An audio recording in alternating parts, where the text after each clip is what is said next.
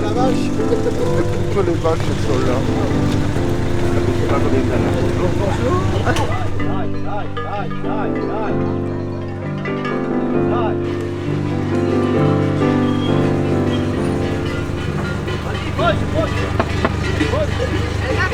Toutes.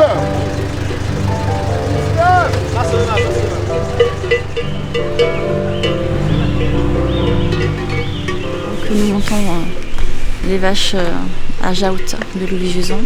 On monte tous les ans depuis 3 ans, depuis qu'on a décidé de monter tous les étés. Elles vont rester jusqu'en octobre. Voilà, on va aller les voir toutes les semaines. Et moi je vais, pendant qu'eux montent, moi je vais aller m'occuper du bétail, des poules, récupérer les courses pour le repas. Luna va les rejoindre au port de Casse-Tête pour leur porter le casse-croûte et continuer à pied. Et moi je vais les rejoindre à midi pour manger chaud une fois qu'ils seront arrivés à Jaout. Il y a 5 heures de marche avec un temps magnifique aujourd'hui.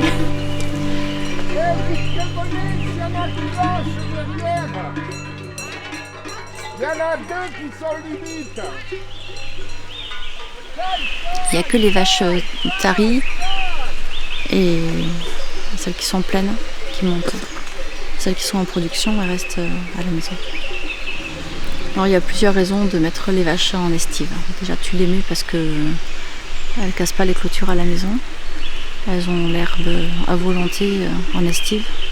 L'herbe qui est bonne, l'altitude, le soleil, la liberté. Elles entretiennent les montagnes aussi.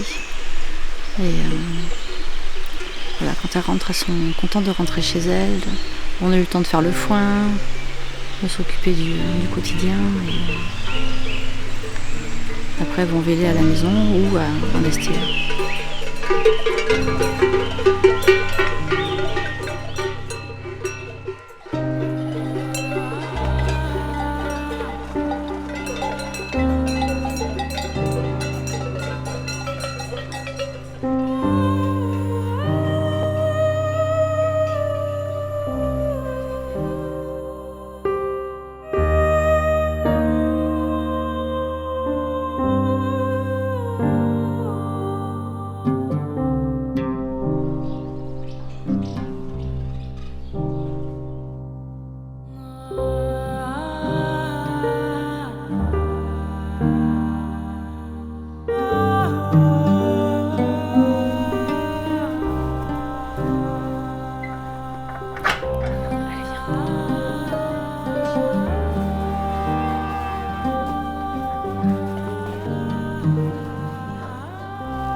Je suis en train de mettre un veau à chaque vache.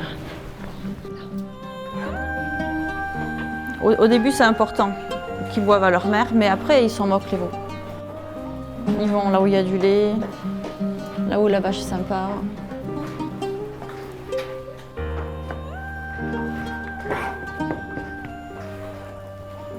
Là, ce sont des Montbéliardes. Sinon, on a quelques brunes, quelques vosgiennes,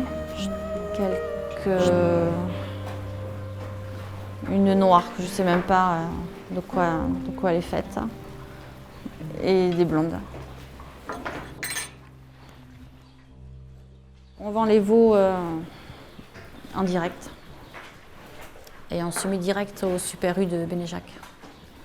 On travaille avec l'abattoir d'Oloron et la conserverie de Limbeil. Bon allez, ça va suffire. J'ai pas envie de rentrer aujourd'hui. Allez.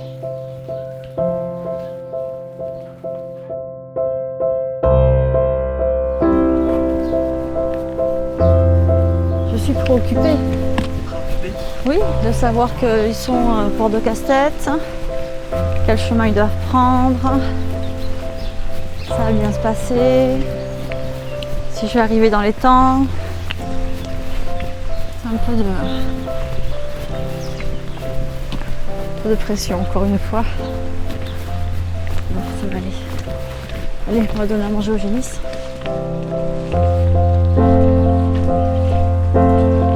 Allez, lève-toi. Les vaches elles sont nourries au foin. Elles sont nourries avec... le matin, elles ont un seau de farine. Et après, elles mangent de l'herbe dehors. Et le soir, quand elles rentrent, elles ont du foin pour éponger un peu la journée, qu'elles aient toujours de quoi grappiller ou autre chose. C'est bon? Vous allez en avoir assez?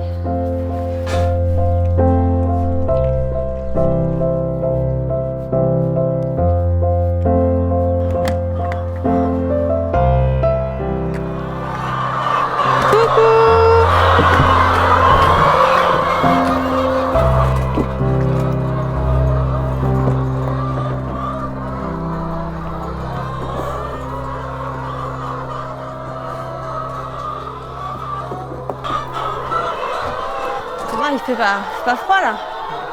C'est bon.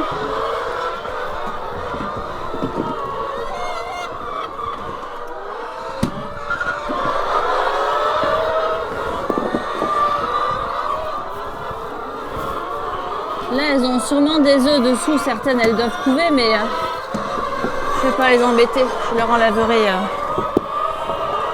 plus tard.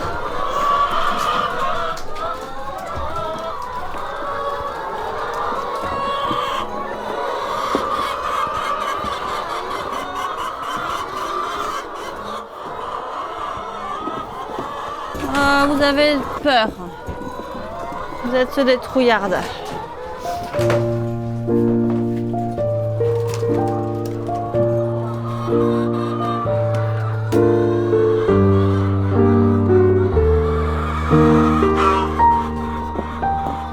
Là, on est un peu de bonheur, alors c'est que 4 plaques. Sinon, je monte jusqu'à 8 plaques, je fais 2 allers-retours. Mais là, c'est de bonheur et il pleut, je suis pressée, du coup, je vais laisser tranquille, je vais les ouvrir.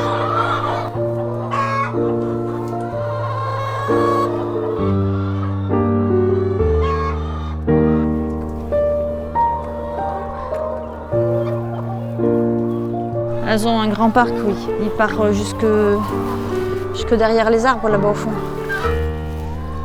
Il y a 300 mètres de clôture. La clôture qu'ils ont fait l'été dernier.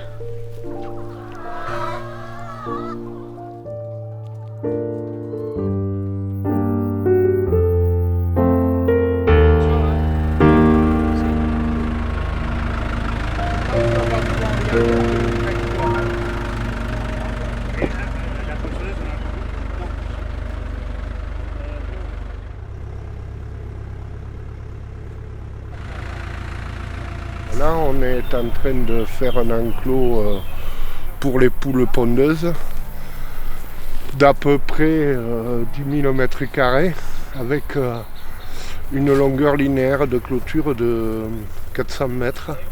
Alors une partie, elle peut se faire sur un terrain accidenté et une partie, on peut planter les piquets avec le tracteur. Et il y a une partie de 50 mètres qui se trouve là en bas, qui est vraiment critique, où on va devoir tout faire à la main, sachant que les piquets font 2,70 m de haut. Ça va être particulier, quoi.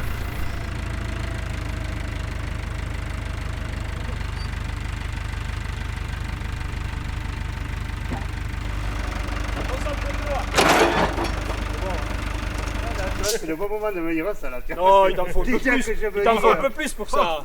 C'est là que je me dis putain, mais c'est quoi ce trac là? Tu vas pas démarrer avec si peu.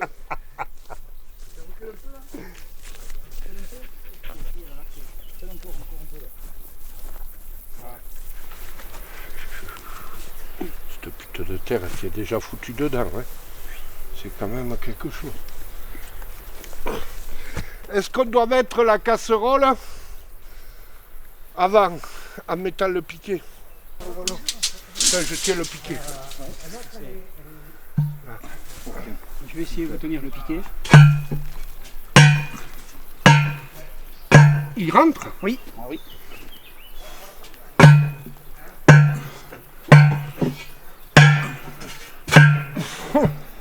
Pareil, on l'a rentré pas mal, non? Eh bien, c'est excellent. Ne touchez à rien. C'est physique, hein? Ouais, ouais. Attends.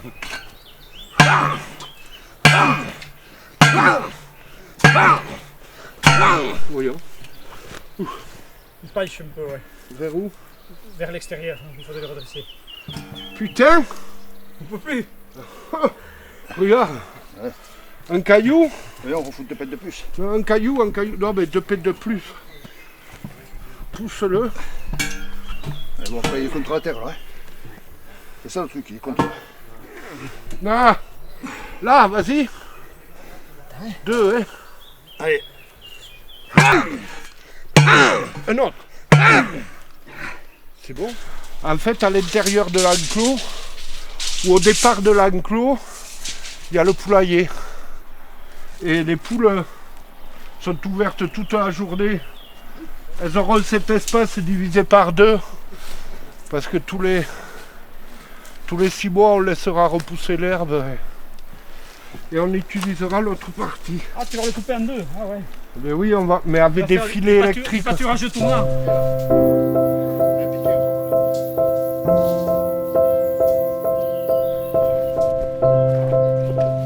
Comment? Non, j'y veillerai, oui, qu'elle redescende.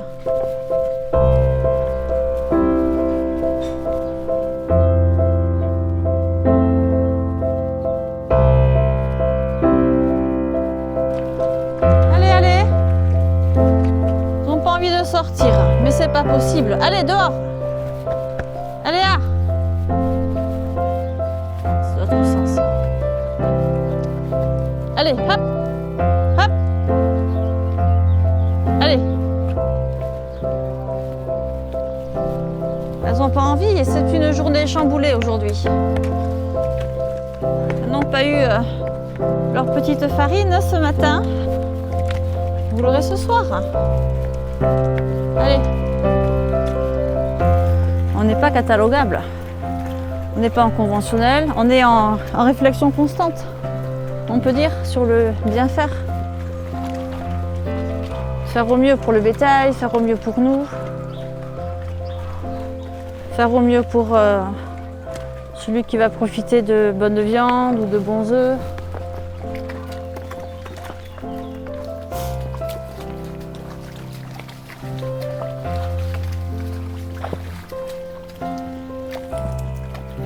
Là on voit pas, mais on est sur 35 hectares d'un seul tenant. Et allez, hop. Elles ont tout l'espace qui est là. Après, demain elles auront une autre tranche, une autre tranche, une autre tranche. Et elles sont quand même dans un trèfle, dans un champ de trèfle à 4 feuilles. Et c'est pas mal.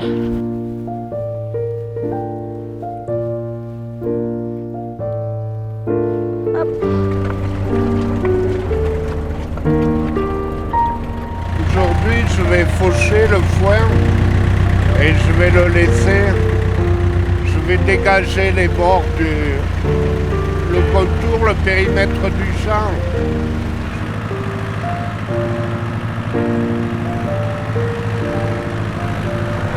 J'ai perdu des vaches.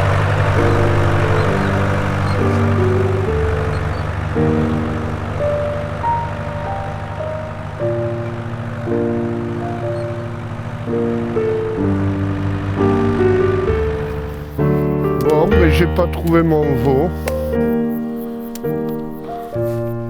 Quand ils sont jeunes comme ça, ils se cachent dans les herbes.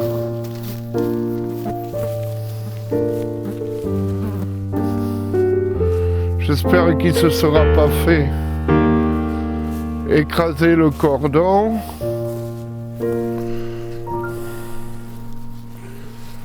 Putain, donne-moi le stylo.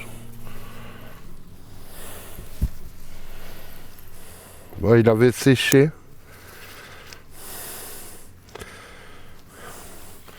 Mais il avait un cordon très très long. Et j'avais peur qu'il se l'écrase en se levant ou comme ça, et puis qu'il fasse une hémorragie. Bon, mais ça y est, super. Le veau, il faisait un gros dodo. Hop, là il démarre. Bon, ça c'est... Tu vois, ça c'est du lotier, c'est une super plante. Qui est une plante médicinale, c'est une légumineuse. Qui est très fragile. Là, on a de la fléole, qui est une plante super appétante et très ligneuse,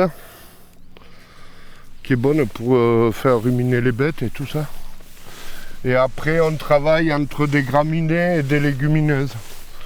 On a plusieurs trèfles, on a du trèfle blanc, trèfle violet. Là, on est sur du trèfle blanc.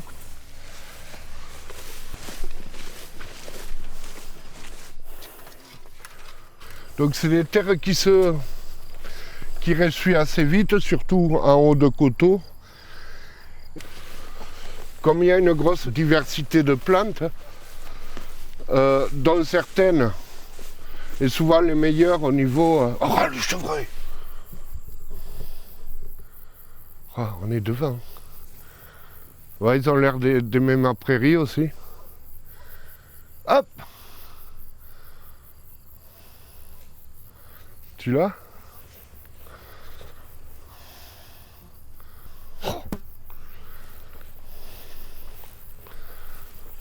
Ouais, il y a des petits aussi maintenant. Et alors,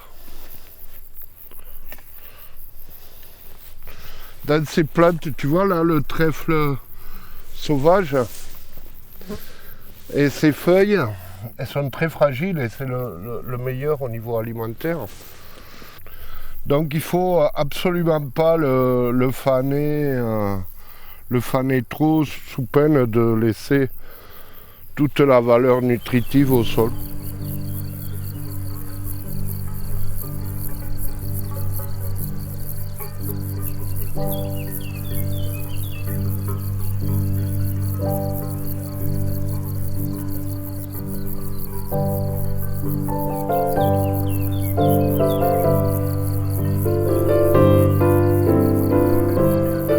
Ça c'est le lin.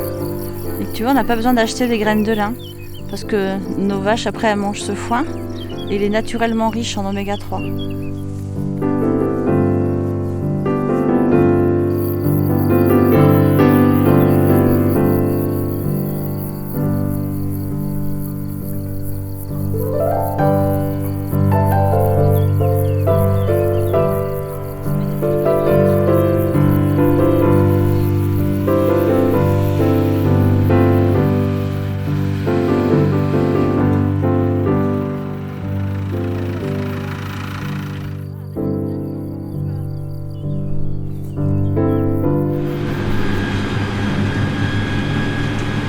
Et tu vas voir côté nord, il y a encore plus de végétaux de diversité.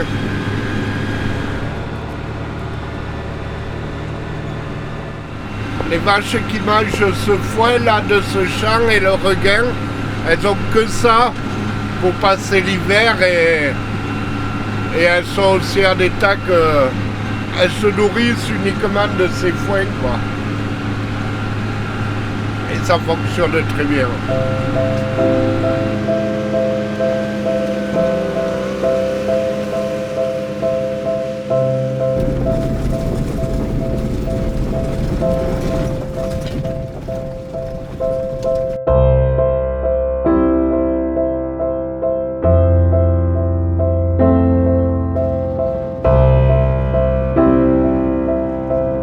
Là, tu as le premier troupeau de brebis.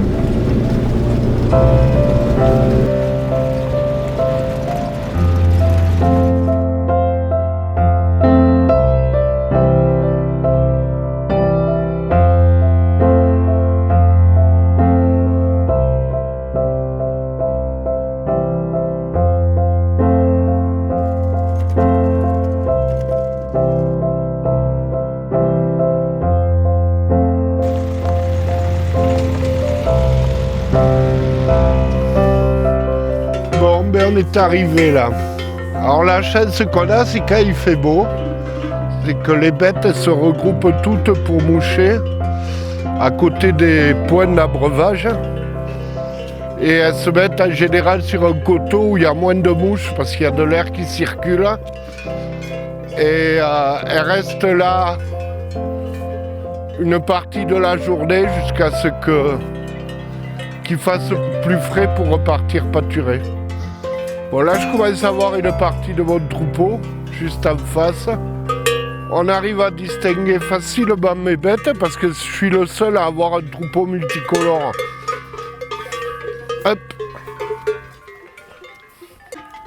Merde. Ah, j'ai perdu des batanes de cloche.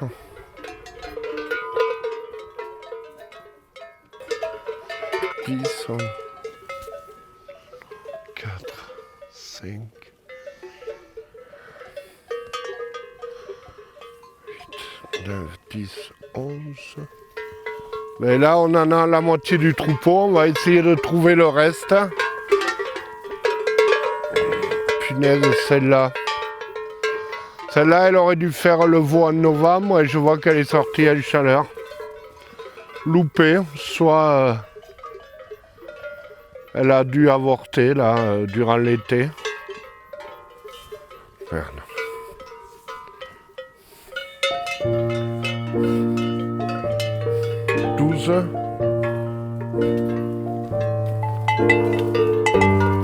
Bon, mais on va descendre plus bas pour essayer de trouver le reste du troupeau qui doit se trouver sur un autre point d'abreuvage.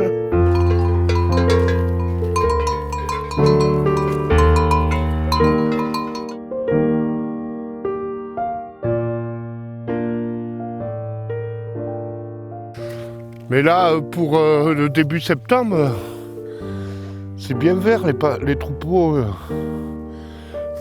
Ils peuvent vivre un moment, quoi, encore.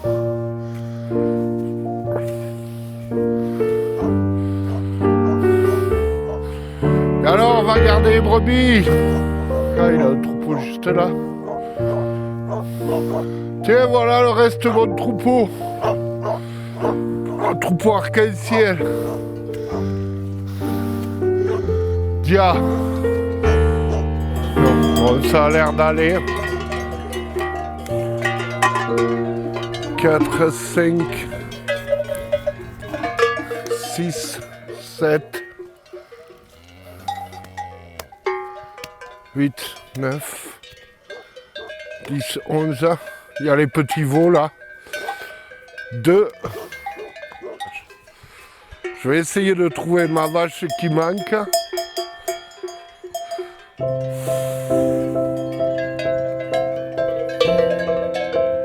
7, 9, 10, 11. Voilà tout mon troupeau.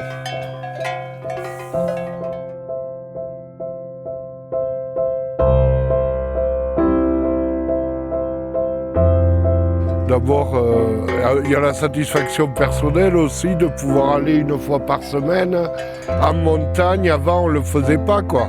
On restait à travailler tout le temps à la ferme et c'est une jouissance, quoi, de venir voir les troupeaux, de voir qu'ils sont bien dans ce cadre et vivre tranquillement là-dedans. Et en plus, ça me fout la paix en bas et je peux faire plus de foin pour l'hiver, quoi. C'est quand même...